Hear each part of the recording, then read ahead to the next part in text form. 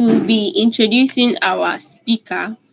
We want to get into it like immediately.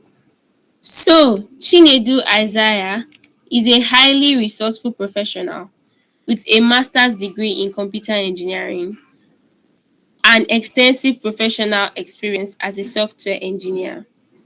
He currently works as a software engineer in Amazon and is involved in building web applications and APIs following software's best practice. After his bachelor's degree in electrical and electronics engineering in the University of Benin, he acquired his master's in computer engineering from the University of British Columbia. He also volunteered as a research and teaching assistant in the institution. Chinedu has been repeatedly recognized for delivering results efficiently and quickly coming up with innovative solutions to complex problems. He is focused on web development, but also enthusiastic about mobile application, data science, and artificial intelligence. Only one person. Before his employment at Amazon, he worked as a software engineer at Aviva and at Microsoft. In his free time, he enjoys helping people out and contributing to the tech world. Please let's give it up for Chinedu Isaiah. Over to you, sir. Uh, can you hear me? We can. Okay, thank you. So, I think you said most of it. My name is Chinedu Isaiah. I did electrical electronics at the University of Benin, and then to Canada, I did my master's in computer engineering. And thereafter, I've been working professionally for the past 5-6 years thereabout. So I'm not going to talk much about myself. I'm just going to go straight into the topic for today. So I'm going to share my screen and then go ahead with the presentation.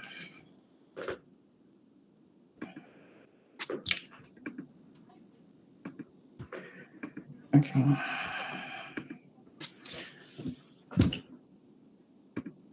So just let me know when you can see the screen so that, or if there's any issue. Oh, sorry, I'm not looking at the chat. Can someone just say something if you can see the screen? Yes, we can see it, sir. Okay, awesome. So today I'm going to be talking about the topic today was solving complex real-world problems with data structures and algorithms. So I'm going to go through the outline. So in order to know how to solve complex problems with data structures and algorithms, we have to understand what data structures and algorithm is, right? So this is the outline. First of all, we're going to talk about data structures. What exactly are data structures? Classifications of data structures, also some common examples and applications. And then we're going to talk about algorithms as well, why they are needed and how they're connected to data structures. We're also going to look at some common algorithms that you're likely to encounter regularly. And then we're going to take a couple case studies where we see how we can apply these data structures and algorithms in solving complex real-world problems. So 2 case studies I just picked out is a chess game. If you want to build a chess game, what are the data structures and algorithms you may want to consider? And also, we're going to talk about Google Maps. So if you want to find a path between 2 locations, I'm sure a lot of you must have used this as well too. Also, what are some of the algorithms involved? It's going to be, I try to make it as beginner friendly as possible. So of course, if you don't have any idea about programming or data structures and algorithms, you should be able to follow along.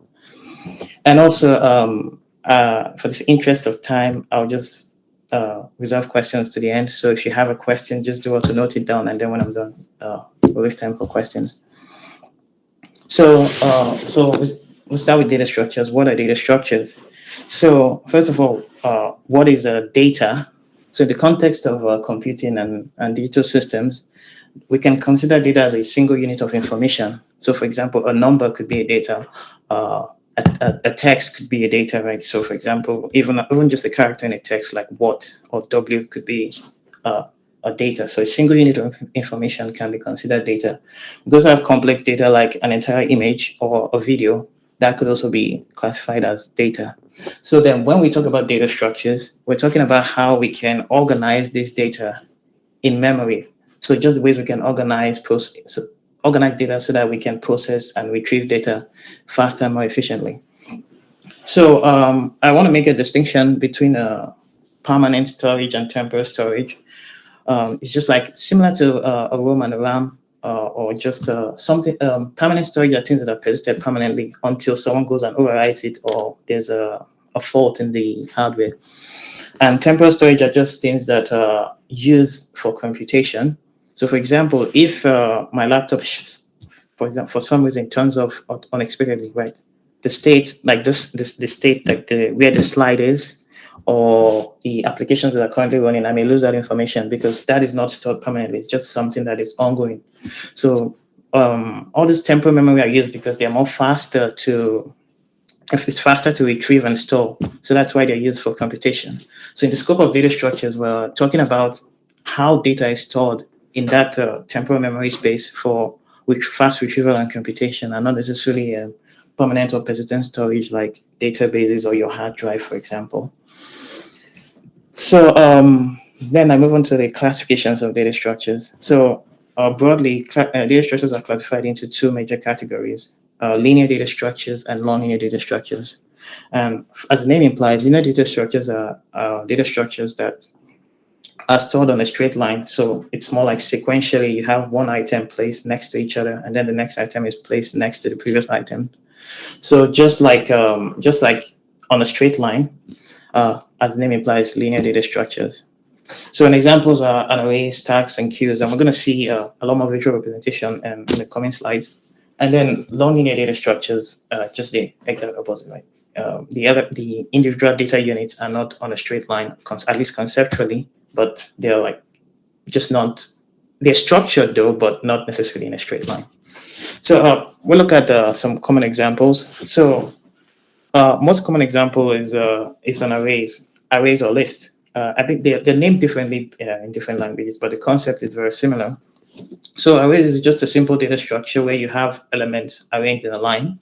So for example, right, I have a set of slides, right? So I could call that an array of each individual slides arranged on a straight line because it's a linear data structure.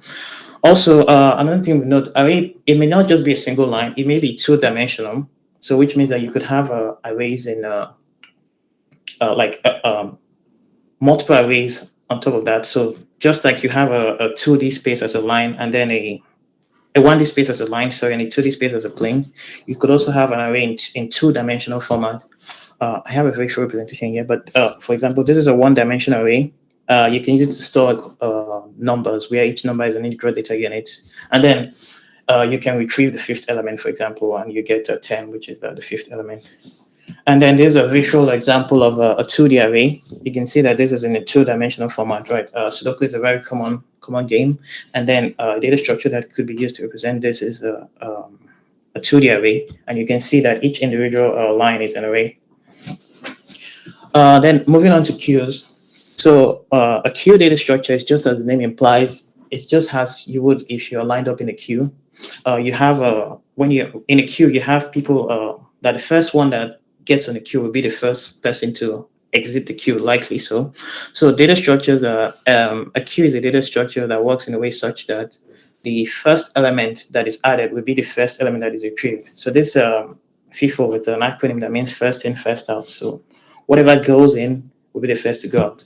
It has lots of applications like in printers and emails. So for example, if you have multiple people want to use a printer to print a job simultaneously or print different things simultaneously, right? So the first task that goes into the queue gets printed first, and other tasks get queued up behind it, and then it goes sequentially like that. So here's a visual representation of a queue. So initially you have an empty queue, and if you add one to the queue, you have one in the queue, right? And then if you add two to the queue, you have 1 and 2 in the queue. And then if you add 3 to the queue, you have 1, 2, 3 in the queue. And then when you want to retrieve an element, I won't hear my bro. Why they give me thing? Then you get class now, just leave. Now you say you go move. I mean, really.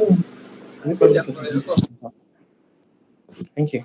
So I was saying now you add elements to the queue, they will be just aligned side by side. And then when you want to retrieve an element from the queue, it's going to we're going to get 1, which is the first element added, and this will be what's left of the queue. So that's how a queue data structure works. And then another linear data structure, the final one we're going to look at is stacks. So stacks is it's kind of similar to the queue, but the only difference is how elements are retrieved. So it's just like how you would stack plates on top of each other. So when you want to retrieve elements, right, the last one that goes in will be the first one that comes out. So it's a last in, first out. That's what this acronym stands for. And so the elements are retrieved in the opposite order which they were added. And this has a vast applications. For example, in your browser back button, right? So when you, let's say, visit a sequence of website and then you hit the back button, the last one you visited would be the one you return to. And then if you hit back again, right, the previous one you visited would be the one you return to. Also, you can use this for undo and redo operations. I have a more detailed visual example of this in the future. But here's a visual representation of a stack. Initially, you have an empty stack. If you add 1 to a stack, you have a 1 in the stack, and then add 2 to the stack, it gets stacked on top of 1. Add 3, it gets stacked on top of 2. And then when you want to retrieve an element, you get 3 out, and then you're left with 1 and 2. Now, if you notice that when you retrieve an element, 1 and 2 is the same state as it was as this, right, initially. So this is why stacks are very good for undo operations, right, because it returns you back to the previous state before you, let's say, perform an add and remove. So we're going to move on to nonlinear data structures. So the first one we're going to consider is trees. So trees are a hierarchical data structure where you have a single root node that's at the top level, and then subsequent nodes are like a child node of the root node or a subsequent child node. So here, a node is just an individual unit of data, just like we talked about before, right? 1, 2, 3, it could be numbers, it could be images, it could be complex data structure, but a node is an individual unit of data, and then edges connects 2 nodes and just shows the relationship between 2 data. So there's a visual example, and in this case, 1 will be considered the root, and 1 is a parent of 2. Also, 1 is a parent of 3 as well. 2 is a parent of 5, and 2 is also a parent of 6.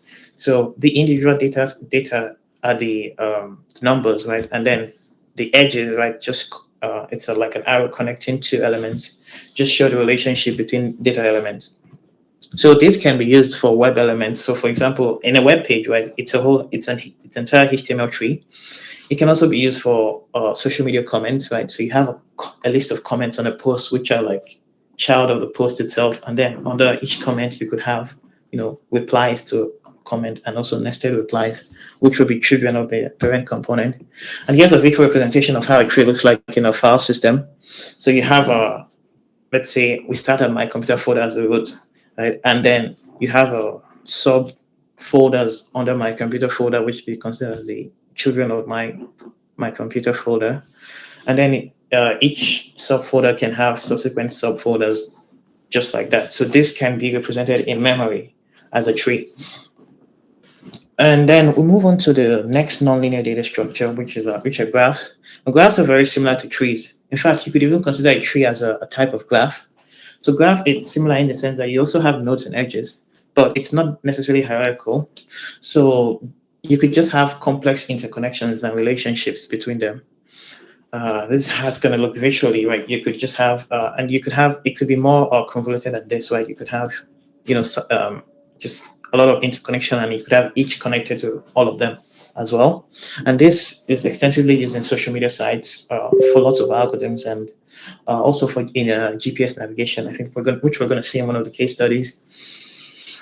And so this is our a more visual diagram would be like data structures in social media, where the nodes are individual users. So for example, let's say Twitter, for example, I can be a node, right? And then if I follow someone, right, there could be an edge between me and the person. So the edges just show the relationship between individual nodes, which are individual users. And of course, with this, you can, with these data structures, there are a lot of algorithms you can perform on top of that.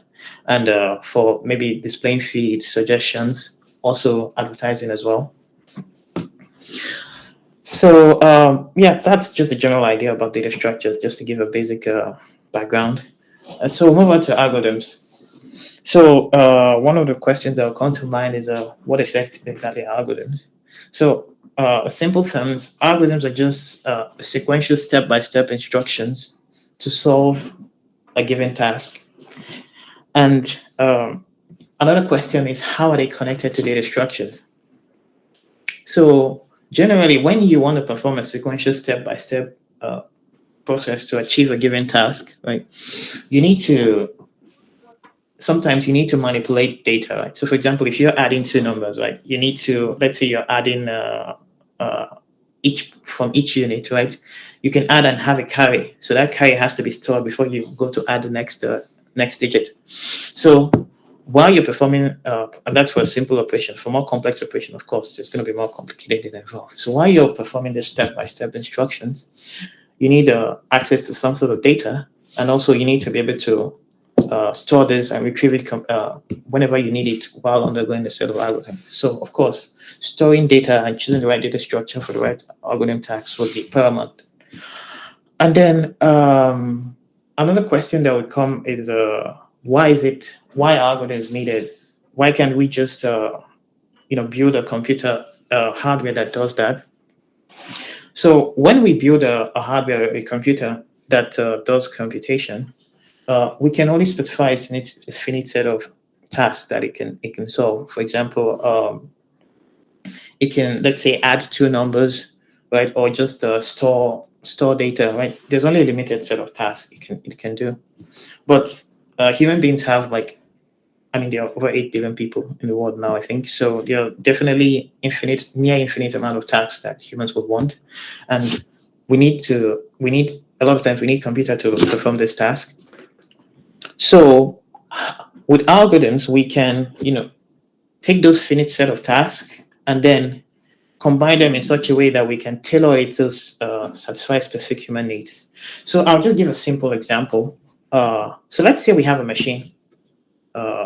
Machine that can perform this, just a hardware that can perform these three instructions, right? So let's say it can just store and retrieve numbers. It can add two numbers and it can count from one to a number. So essentially, it just has a memory, right, that you can read and write to. And then it has an adder that can add two numbers, and then it has a counter. So let's say you have a need to multiply two numbers, but this hardware cannot achieve that, right? Because these are the only things it can do, only three things it can do. But we know that multiplication can be just repeated addition, right? So if you have 5 times 3, it's just 3 plus 3 plus 3 plus 3, right? 3 5 times. So what you can do is you can give it a set of set of instructions such that it can achieve that task you want. So we will say, okay, we're gonna just store 0 in a result, and then we're gonna count from 1 to the first number, which is 1 to 5, right? And then for each count, we add the second number to the result. So we just add 3 5 times. So what we've done is that we've written an algorithm to solve multiplication, given a limited instruction set. So with this algorithm now, we'll be able to extend the capabilities of this machine to handle multiplication. And also we can build on top of that to handle raised to the power, right? Because let's say 2 to the power 3 is 2 times 2 times 2, right? Similar to addition. So we can build on top of that multiplication to handle raised to the power, and then we can increase the capabilities of the machine to handle far much more complex tasks. And it's kind of similar also in computer. You have a hardware with a finite amount of instruction sets, and then you build an operating system layer on top of it that has a much more diverse instruction sets. And then people then build applications on top of that operating system to handle more specific human need. So also another thing to consider about algorithms is that it's not just good enough to solve the task. Like we also have to solve the task efficiently. So efficiency is very important when it comes to algorithms. I'm going to highlight that with a simple example of a Fibonacci sequence. So for those not familiar with the Fibonacci sequence is a sequence of numbers. So the first two numbers are 0 and 1, and then the next number in the sequence is the sum of the previous two numbers. So in this case, right, 1 is the sum of the third number, the sum of 1 and 0. The second number is the sum of 1 and 1. The third number is the sum of 2 and 1.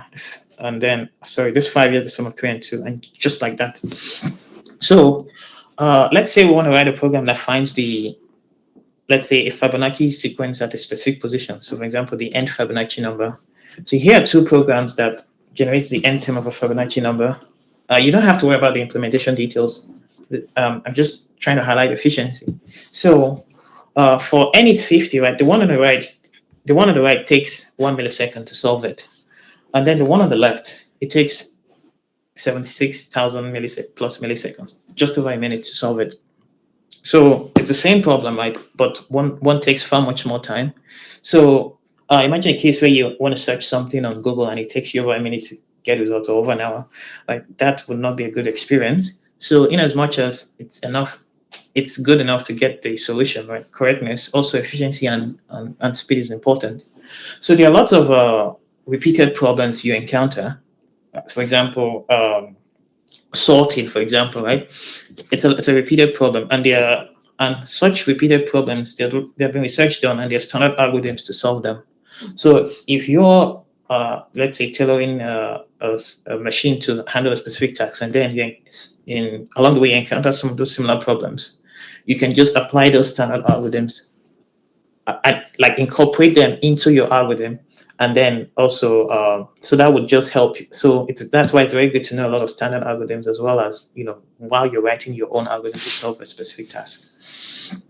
So we're going to talk about a few basic standard algorithms. So one of the most common problem is sorting, right? So a lot of times we have to sort data maybe by size, by different criteria, and there are typically a lot of sorting algorithms.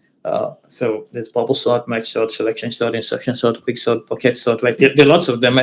The implementation details of each of them is out of the scope, but generally the idea of sorting is just to order data sets in a specific, according to some specific criteria. So for example, right, you have a numbers, right, and you want to sort them in ascending order, right? Then you need a sort. And an example application is this is a file explorer in a Mac. So you can sort, and this has a list of screenshots or images. So I had lots of this while I was preparing the slides. So you could sort by date modified, sort by size, sort by kind, and then it's going to order the data by those. And you're going to see a lot of this in web pages as well. So knowing the sorting algorithm and using the right one for the situation you are in, it's also very good as well. Then also another common algorithm is search. So sometimes we may want to look for information in a large data set. So there are also a lot of standard search algorithms as well. One of them is binary search. So binary search is used for linear data structures like arrays and lists, and it's used to efficiently find data. Instead of going through every element, it used to efficiently find a specific data or specific data that fits a specific criteria within those lists. So imagine you have, like, let's say, billions of data. So I think social media too as well has billions of data, right? There are cases where you don't want to go over each individual data, right? Because that would take a lot of time. So some of these algorithms help in those cases. The second algorithm is breadth-first search. Search algorithm is breadth-first search. Breadth-first search is a way to transverse a tree. And in this case, it just goes through each individual element, but it goes through each level by level. And depth-first search is also a search algorithm used for trees as well, trees and graphs. And breadth-first search is also used for graphs as well. So you go vertically. So they are sort of similar in the sense that they have to go through all the elements, but they are tailored for different use cases. And they're also applied in lots of other algorithms as well. So I'm just going to give a visual representation of breadth-first search. So this is a simple tree. Breadth-first search, if you're searching, you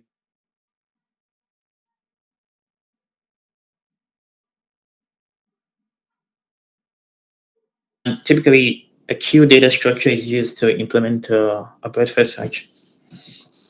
And for depth-first search, you just go deep first. So you go from A to B to D, and then from C to E, and then to F.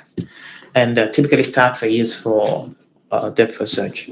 So I mean, that just gives a general overview of algorithms and data structures. So I'm going to go to just a couple case studies and see how we can apply data structures and algorithms to solve problems. So the first one is first case study will be a chess application. So chess is of course, it's a board game, a very popular board game. So you have a board, and then you have pieces. So each piece has a unique way they move. Also, there are different set of rules that apply to a chess game. So, what are the data structures that we would need if we're going to build this chess application? So, first of all, the data needed, right? We need a way to represent the board, right? And we also need a way to represent pieces. Then also we may want to store the game state or know what the game state is, right? And if there's a winner, the player's turn, and things like that. So some of the data structures where we can use, or I'm just going to go through the ones we covered, right? So you have a 2D array, right? We can represent the board by a 2D array, just like a Sudoku game. It's just because the board actually looks like a 2D array. Then we can also have a list of pieces. The implementation of each individual pieces may be different, but I'm not going to go into those implementation details, but we could store the pieces in a list, or we can have a list for black pieces and white pieces. And then if we want to check if a king is going to attack, we can, the white king is attacked, we can just check the most of all the black pieces and that. Also, if we want to store the game state, we could also use a list. Just store each individual state in a list as well, or a stack.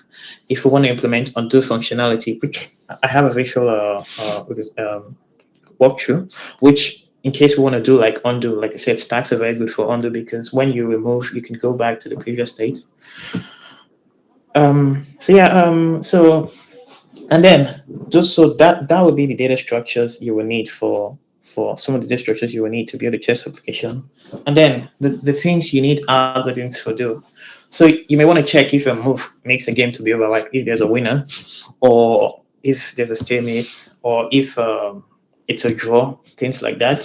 Also, for each pieces, you may want to check the legal moves, right? Because you don't want someone to make a move that is illegal. Then also you want to have algorithms as well that handle special modes like casting and impasse. And so you would have to write sequential step-by-step instructions, just like how you would analyze it in a game. So for undoing a move, like this is what I just said, why you need stacks. So this is a visual representation of how an undo move would.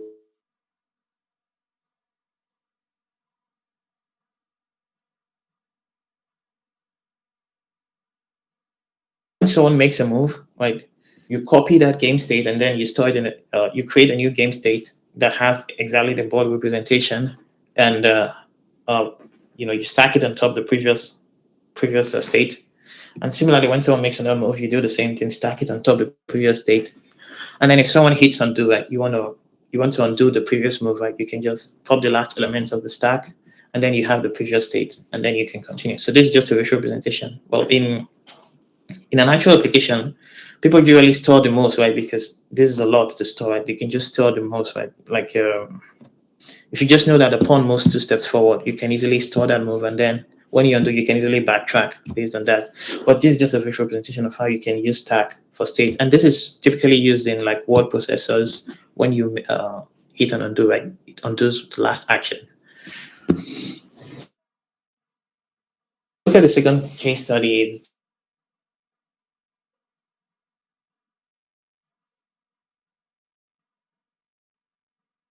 We search on Google Map, want to go from point A to point B, and then it shows you the optimum path or a set of paths for you to go. So one of the ways we can model this is we look at it and say, okay, what are the data sets we have available? So we have the coordinates of the 2 locations, and then we have just satellite images that's the map that we can draw the map from, right, or process to the map. So how can we then model this into a way that we can find the optimum path between 2 locations? So we'll consider what data structure we'll use. We can use graphs, and then in the graphs, we'll make the street intersections nodes, and then because the intersections have a street connecting them, right? So we can make the street intersection nodes, and then the edges would be the streets connecting the intersections. So a more visual representation is that. So let's say we have this is just a simple representation of a map, right, in a line. So this is a road, these are also roads. And then you want to move from the starting point to the end point.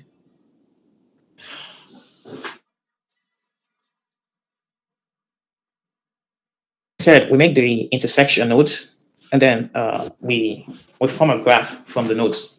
So when we have this, we've modeled an infinite plane to like just a finite set of nodes and edges, and then we can then feed this into a specific algorithm to find the shortest or the most optimum paths from the start nodes to edges. So there help you find that shortest path between two nodes and edges. One of them is Dijkstra algorithm. So Dijkstra algorithm uses a special type of queue. Typically, they also call it a heap. That they choose elements according to some certain sorting criteria. It's a bit more intermediate level, so I'm not going into the implementation details. But the basic idea is that we can model this into a simpler solution with data structures, and then we can also apply algorithm to this. And then when we find the optimum path, we can then map that back to the map, and we can see the optimum path.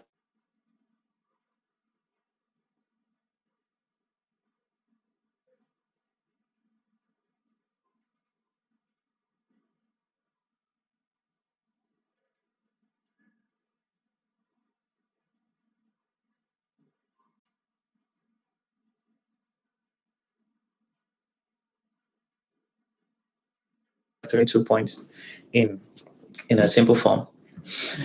So yeah, I think that wraps up the case study. So there are a vast majority of cases. In fact, generally everything, right, you have to do it. You have to apply some sort of algorithms because you're just given a step-by-step instructions to solve a problem. But here's some of the popular other case studies where you can apply data structures and algorithms. So signal and image processing. So an image is also, you can also consider an image as a 2D array, right? So each, because image is represented in a two-dimensional plane, and each element is typically what is called a pixel. It's a combination of relative brightness of red, green, blue, and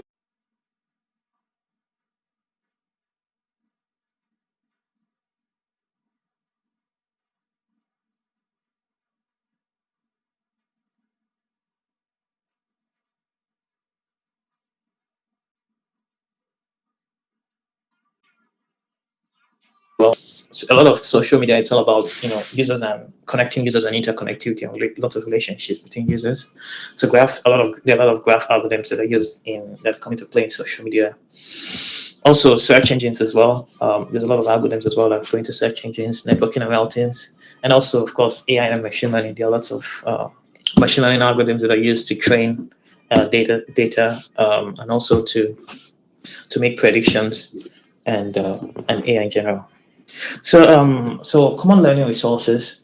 One of them is the books I would recommend is of course is Introduction to Algorithms by Thomas. This is like the standard algorithm book. It's more detailed and goes through a lot of algorithms, and also not just the algorithm itself, right? But the thought process involved in algorithms. Cracking the coding interview is more like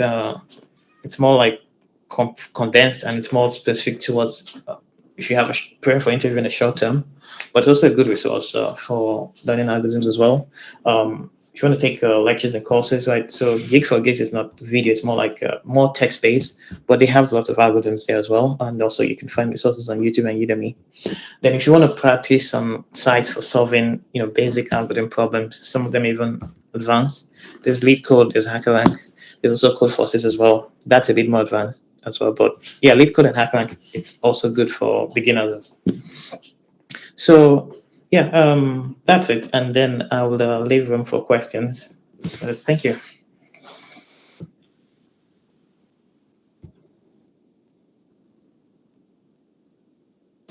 Thank you very much, sir. We really appreciate. That was enjoyed everything. So, if Like a particular programming language you're using for this. okay, thank you, sir. Another question just dropped. Said, please, what programming language do you use in developing web apps?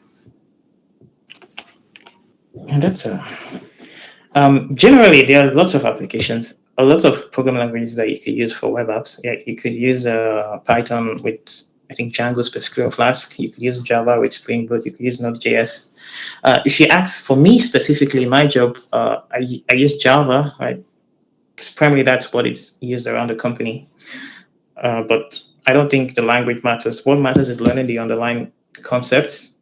And of course, once you know the underlying concepts, you can spend some time learning the syntax as well of any language specific to your use case. All right. Thank you very much, sir. We really appreciate. Yeah, So, thank you. if you want the access to the slides, you would get them if you registered for this event. So, thank you very much for listening, and thank you so much for sharing your knowledge with us. Thank you very much, sir. So, I'm going to hand over to Kowi Adelaja, the chairman for SiCon, to give us the closing remarks. Over to you, Kowi. Okay, thank you very much, she for always having us. Like, and I think particularly, thank you very much. I can see Mad Logic. I believe is it Mad Logic. But thank you very much, Prof. Chi as well, um, for the insightful session. Like, I can't thank you enough, Sha. But thank you so much, and thank you very much, like to the 49 other people that joined us on this call today. I hope like you all like learned one or two things, and yeah, I think that's basically it. Just to also mention, Prof G is the founder of Ekimoni, the reason of that. Prof G is the founder of Nigerian CP Group. So there's a Nigerian Competitive Programming Group. Competitive programming is just basically programming that is focused on solving like algorithmic problems. So if you would want to join, you would send, hopefully you registered. So we would add the group link to that group on like on the email that we will send you post event. Also, like Shreya have said, we would add like the presentation slides to the post event mail that you would get. So thank you very much, everybody, and we hope to see you soon in our next webinar. As you know, cycle will always go. Thanks. Thank you for joining. Come next time for our next edition of SiCon 10 Exas. All right, bye.